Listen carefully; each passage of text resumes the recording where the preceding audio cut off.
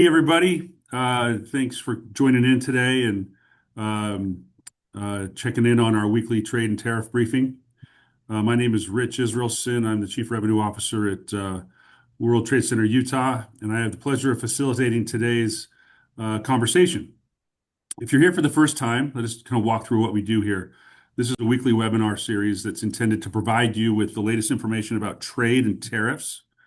And you can view previous webinars on our YouTube channel, and you can find updates to our tariff dashboard on our website, worldtradecenterutah.com. Um, and we'll put that link in the chat for you. Today, we're really thrilled to hear first from Ben Kolendar, who will give us an update on things that have happened within the world of tariffs over the last 7 days. He's the Chief of Staff at World Trade Center, Utah. And then we're really pleased that Brian Garofalow, the CEO of Skullcandy, is joining us today, and he'll give us insights and what he's seeing from his vantage point in the world of trade and tariffs. So with that, Ben, I'll turn it over to you. Thanks, Rich. I want to be as fast as I can today with all the tariffs because I'm really excited to hear what Brian has to say to the group. So we have a lot of updates. I'm going to run through them quickly. Everybody knows our dashboard at this point, but if you don't, it's wtcutah.com/tariffs. You can go here to see all the updates that I'm sharing with the group here. We do our best to keep it updated real time for all the tariffs going on. There's also a link on here that you can join these webinars or share them with others who may be interested in getting this information every week. So this is a public webinar. You just have to click the link and register. So running down the list here, and this is in order of time. So some of this we're going to backtrack a little bit to go into more detail on, for example, the provisions on ag. But yesterday, the president signed an executive order to reduce the add-on portion of Brazil's tariff. So if everyone recalls, there's a 10% reciprocal tariff on Brazil, but then there was a 40% add-on tariff to Brazil. There were some ag provisions we'll go into later that apply to the reciprocal part, but not the ag part. The reciprocal part, but not the add-on part. So yesterday there was an executive order for Brazil specifically helping to have some relief on some of the ag products on the add-on portion of the Brazil tariff. We're going to go into some of the 232 tariffs. So they're just an announcement, no formal action. An administration official had discussed that the 232 tariffs for semiconductors is likely to be delayed. So we had heard some previous chatter that it was forthcoming anytime now, and in part because of the China deal, this has slowed down a bit, and so it's still an open investigation. The deadline to have the report is in December, but we continue to monitor this one, and in this case, it seems like it's going to be a little bit slower than previously announced. Big news on Switzerland. We've been asked a lot about Switzerland in this webinar. There was a framework announced between Switzerland and the United States. So this does not, while it's been announced, nothing's in effect yet. So we haven't seen the CSMS. We don't have specific dates, but we're keeping an eye out for that. I should mention our very own Stadler Rail was specifically mentioned in an executive order, and we're just excited to see that go through for them being a local company and needing some support on that front as well, but also just really fun to have a local company mentioned in an executive order. So and just briefly, maybe it would be worth going through at a high level. This is a 15% tariff. It's very similar to the EU, the wider EU. Switzerland committed some investment and also removed some tariffs that they had on US goods going into Switzerland. And overall, it's better market access for the United States in Switzerland. Some digital trade remedies are being discussed as well. And overall, the deal's meant to improve the balance of trade between the United States and Switzerland. So moving on, we have This is where we're going to talk about the ag products a bit more. So, uh, for those of you who are importing ag, this is an important one, even for restaurateurs or those they source their goods from. There were provisions by the administration about for more than 100 products in ag bringing down the tariff prices. This is mainly to help reduce inflation on many of the consumer goods, specifically food and ag products. These tariffs they coincided with a framework on some deals in Latin America. But the big thing on these tariffs is that if you read through the documentation, the date that the executive order was signed to bring these down was on the 14th, and it applied on the 13th at midnight. So if you paid tariffs on the 13th, be sure to, or on the 14th, 13th or 14th, be sure to make sure to get your refund on some of those ag products, or at least be discussing with your broker what that could look like. Also, this applies to the 40% add-on. So when you read through that executive order, the executive order was signed yesterday, but these tariffs, the reduction takes effect on the 13th. So something similar to look at, watch. We have the official documentation in our dashboard. Let me see if I can pull up the executive order, for example. Oh, this is the specific list. We'll get that linked properly on our website, but here we go. There it is.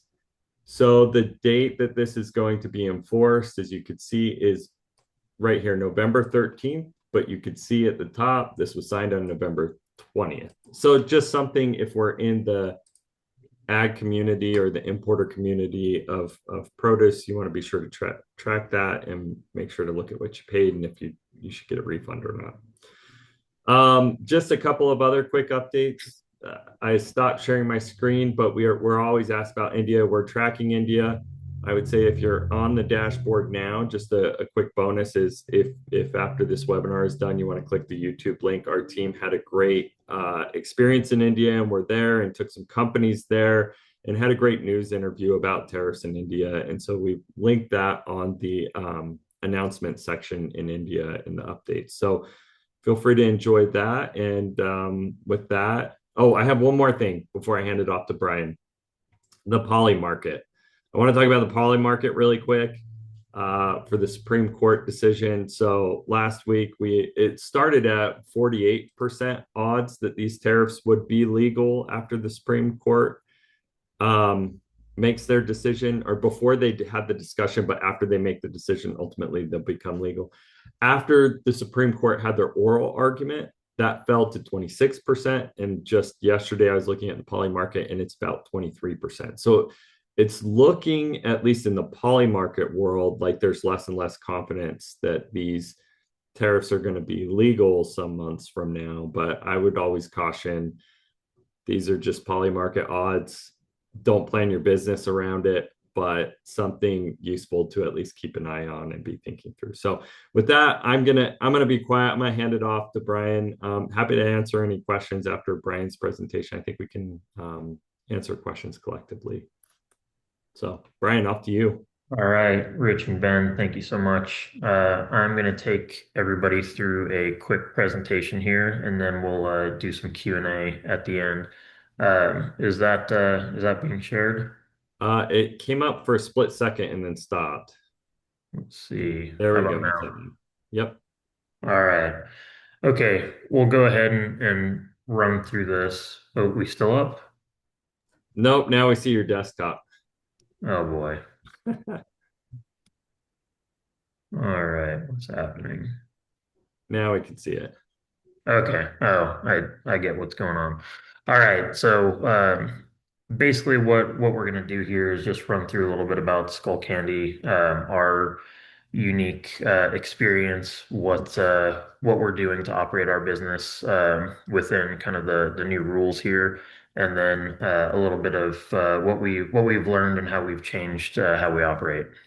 Uh, Okay, so in general, Skullcandy is just over 20 years old. We're founded in Park City, where our headquarters still is today. We consider ourselves a lifestyle brand first and foremost, so we really tell stories around a consumer and a community, and then do that with product. So we have a very young, active consumer. We're a global business, which is a bit of a benefit today. About two-thirds of our product are imported into the US, a third in various places around the world. Uh, we are in the business of consumer electronics. The majority of our products are audio, headphones in the over-ear, in-ear, true wireless, and wired products. And the majority of our supply chain is all contract manufacturers throughout Southeast Asia. So pretty much right in the danger zone of where tariffs hit consumer goods. Okay. Um, Now, again, we'll go through just kind of my thoughts on broad business insights in general. Uh, so, as we are considering our current tariff situation, what we want to do first and foremost is be experts in our own market and our competitive set, our retailers, supply chain, et cetera, et cetera, et cetera. If we know everything there is about our performance, the market performance, our competitors' performance, we know how that regulation is going to apply to our category, then we're going to be able to quickly have the best insights on what do we go do. Uh, so we collect data three different ways. One, public data, two, private data that we pay for, and then three, proprietary data in ways that we go source from the market. AI has been a very, very beneficial tool in the last about 18 months in helping us collect this data and understand it and distribute it more quickly. That's helping us with predictive analytics, things like understanding price elasticity, what is going to happen if we go raise price in a specific price band in a specific channel to consumer demand. Uh, all right. And then the last thing that's interesting about a brand like Skullcandy, when we say a lifestyle brand, these are products that service a community and make people feel a certain way versus just deliver a feature and benefit set at a certain price point. So we're talking to people that are, young and active in communities like skateboarding and surfing and snowboarding. So we employ skateboarders, surfers, and snowboarders that are actively engaged in those pursuits and those communities. So just being at the grassroots level and talking to people helps us come up with anecdotal insights of what are you feeling about with new tariffs? Are you very price sensitive or not that much? All right. You're also going to see a lot of very fun gifts because I love doing that in these presentations. All right, so assessing and addressing risk. So these are questions that we ask internally that help us with decision making. What will definitely happen versus what might happen. So back to Ben's point about poly markets.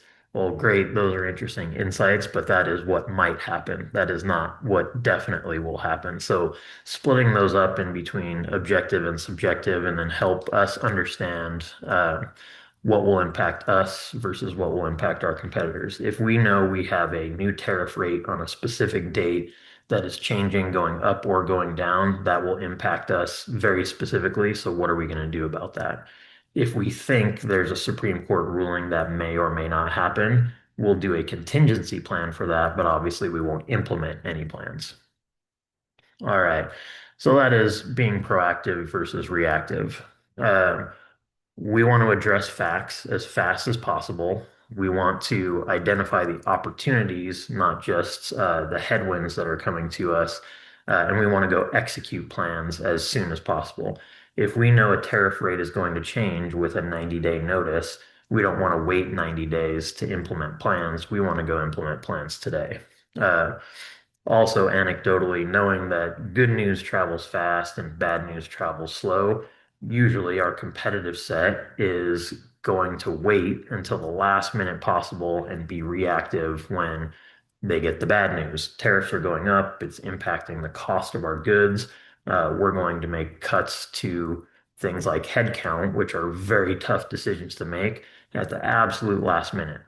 If we're doing that ahead of time, it's giving us more flexibility to go make decisions around things like, can we cut price instead of raise price and have a competitive advantage over our competitive set when we want to? Uh, all right. And that leads us to controlling what you can control. So, very basically, everybody who's in a business similar to ours, you can control your spending, you can control your price increases, you can control your supplier negotiations, you can control how you message all of these things to your staff, to your consumers, to your customers, to your community. What we can't control is how are policy decisions going to be made? When are they going to be made? We cannot control consumer sentiment. We have to be proactive and reactive to those things. All right. And then communicating. So we also have a fairly young workforce compared to median across the US. So a little less experience and tend to be a little more emotional. So we want to make sure and help our our staff understand what's happening. So we've actually held two all hands meetings that are tariff talks. So literally the bare bones basics. What is a tariff? How does it impact our business? When do we have to pay a tariff? Do we actually pay a tariff, or is it a supplier who pays the tariff? There's been a lot of confusing information that's put out there, so we want to make sure our staff knows exactly what's happening and exactly what we're going to do about it. There are a lot of people that are working for you today that wonder if they're going to have a job tomorrow. So we want to help either alleviate a lot of that stress or let them plan as best as possible for their lives. All right, and then last, hope is not a strategy. So again, Ben talked a little bit about this. Something that's happened recently that makes us very hopeful. So we have an impending Supreme Court ruling saying some of these tariffs may be illegal. That could give us some cost relief. We could even claw back some of this tariff bill that we've spent. So we have created contingency plans for that so we can act quickly if something changes, but we're certainly not planning our business towards that outcome because that would be foolish today. All right. All of these things considered, it's very important for us to maintain diligence in our operating rhythm. Um, Tariffs have created a lot of chaos. They've created extra work. They've created a lot of need for new planning and contingency planning, but you can't let tariffs run your business. You've got to continue running your business with that same operating rhythm that you keep every single day and add in the work that's going to come with change in the world around you. All right. So now what have we done? Some insights from Skullcandy. With all of the things that I just rattled off in general, we have found some insights on price elasticity and consumer spending show that we have a competitive advantage with certain products in certain price points and certain distribution channels. Also, things where we have an abundance of inventory, where we have inventory landed in the US before new tariffs were implemented, we have a lot more margin to play with. So when consumers are thinking Skullcandy is now a better option for them when money is a little bit tight than maybe a $300, $400 Sony Beats Bose Apple product, we want to really, really lean into that messaging when we can actually put something on sale at a time like now, where we've got a little bit more consumer price pressure, we've got heavy competition, and we're going into holiday where the majority of our products are sold throughout an entire year. So we've also seen over the last 90 days a trend that our entire market is shrinking. We are in consumer discretionary, so people don't need to buy a new set of headphones. Oftentimes, they want to buy a new set of headphones. So there's an option for people to not buy anything. Uh, we are trying to convince consumers now with these new insights that you still can buy something you want. Maybe you just pay a little bit less for it, a $200 product instead of a $400 product. So that has led us to building some new creative here that is specifically around value for price. And these set of ads are performing incredibly well for us in the last 30 days. Uh, so it's a way we've taken all of this information, tried to create a competitive advantage instead of just putting us in survival mode. And now, while the market is actually shrinking, we're growing and stealing share from people. So making a good outcome out of a pretty bad situation. Uh, so that's that. I'm a pretty accessible person. If anybody has questions, feel free to email me or look me up on LinkedIn. With that, I'll open it back up to the group. And if we have any questions, happy to try and answer for you. Brian, I'm going to jump in over Rich really quick. And while we wait for questions, while people think of their questions, um, I just I just want to say this is great for several reasons. This ties into a lot of the themes that we're talking about with Utah businesses in terms of going on offense, having a framework for making decisions, thinking about what your competition is doing, not just what your product is facing, and then navigating in between. One thing I heard you say that I maybe haven't heard as much before, and maybe you can elaborate on this, is agility with uncertainty, maybe is a theme that we're talking about. It's like, don't make decisions that are going to impact your ability to respond when you're making cuts or thinking about what that will look like. Maybe you make an investment in a major manufacturing place that's going to tie you to a country that's going to have a bigger tariff the next day, or maybe you cut staff that's technically capable of helping you navigate this. You don't want to cut those core pieces or make offensive decisions that are going to restrict your ability to be agile in this framework. I wonder if you could talk a little bit more to that. And also, we're getting a lot of questions about tariffs and Christmas time, so your timing is perfect to bring that up about what your strategy is. As you're thinking outside of your industry, just in general, any guidance that you may have for companies navigating this beyond what you guys have done? Anything there that you may be willing to share? Sure. I'll do my best to touch on that. It's kind of a broad-reaching set of questions tied up in one Yeah, question there. yeah, it's pretty broad, but yeah, Look, hopefully a softball too. yeah. Well, I think this goes back to a few of the points that I touched on in there. One, it's very important to maintain continuity. So instead of changing the way you do everything, I think these are the times where you need to really lean into your best practices, keep the same operating rhythm you've had, just understand where you need to be sharper. So things like uh, building in the right amount of time for decision making. So that's why it is very important to have as much data as possible at your fingertips, and then likely increased sense of urgency for decision making about big things that are really going to impact your business.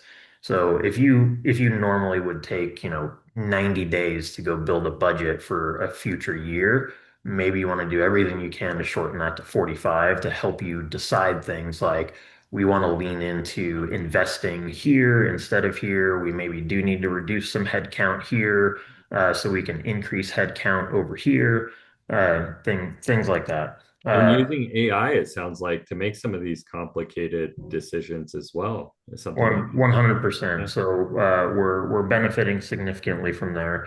I will say one of the things that we did for about a 90-day period from Liberation Day moving forward, when there was really a lot of chaos and change in our rules of engagement almost on a daily basis, is we just put together our core team of people who deal with specifically with these issues on supply chain pricing, and how we communicate that to market, and added a 15-minute stand-up every single morning.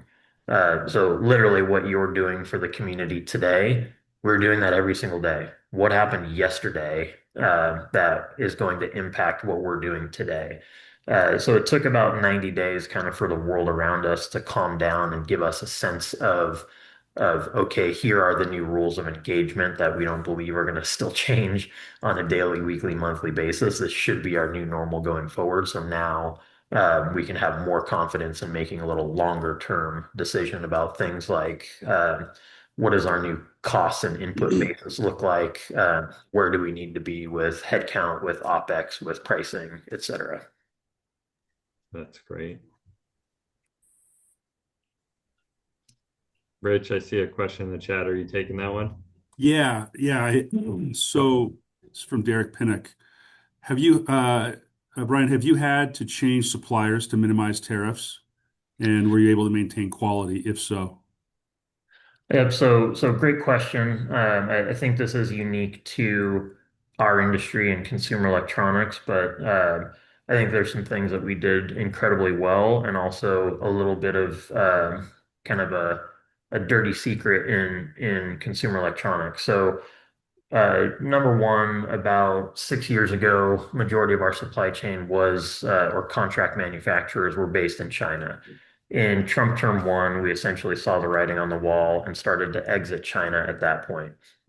When Liberation Day happened, and then post-Liberation Day, some of the reciprocal tariffs on China specifically, we were really safe from there. We had moved most of our supply chain out to other countries throughout Southeast Asia. Uh, Now the issue of transshipping came up. Hey, if you take product that's mostly built in China, move it to Vietnam for some assembly or finishing, and then bring it into the US and market manufactured in Vietnam, we're going to come get you. Uh, so we were safe from that, but we were concerned that there were going to be higher kind of peanut butter spread tariffs across the region. So we made some preparations for that. Now, one of the things that's a little bit frustrating to me is the majority of the supply chain and contract manufacturers that we work with throughout Southeast Asia in Trump term one, they were they were built in countries outside of China with Chinese ownership. So a lot of the investment money to go spin up essentially an assembly plant came from the same partners that we have worked with for years and years and years in China that would export some of their biggest brains, management, and then really invested in teaching local labor how to go assemble product and do quality control. So at the end of the day, we have maintained quite a bit of continuity in expertise, and our product quality has remained the same. So that's been beneficial for us.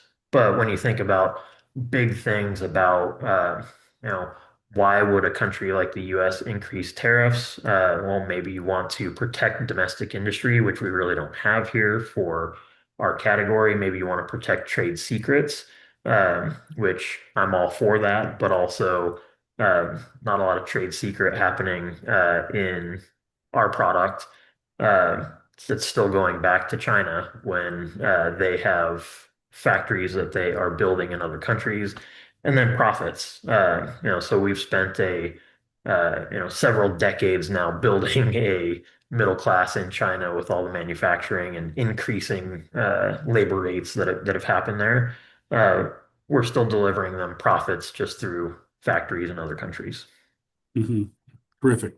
Thanks for that insight. And then one last question, if you can maybe take 1 minute and just speak a little bit more to the AI that you're using, and what if there are specific modules. I'll read the question specifically. Interested in how you're using AI to help with gaining future insights. What AI modules do you find most insightful and accurate?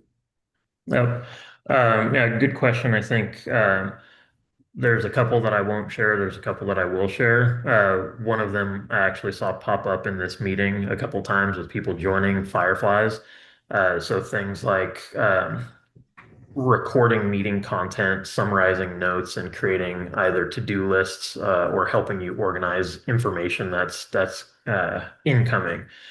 So clearly, with this topic, we've had an incredible influx in information, a lot of contradictory information, a lot of information that's changing at a rapid pace. And I don't know about most of you, but I don't have the capacity for remembering anything these days. One new thing comes in, something definitely falls out to make room for it. So just general information gathering, organization, and storage, a huge help. And we use a tool very similar to Fireflies for that.